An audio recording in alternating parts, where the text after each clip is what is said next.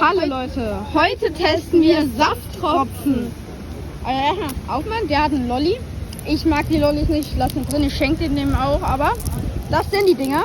Das ist das endliche Produkt. Ich mach mal, ich weiß, ihr seht gleich. Warte mal.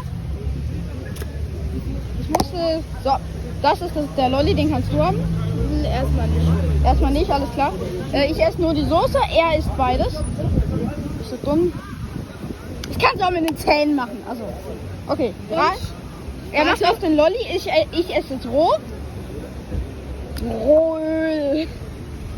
Oh shit.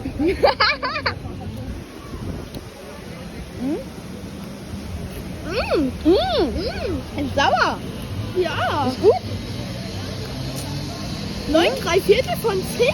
Ganz klar, 9,3/4 von 10. Oh nein. Ripp Lolli.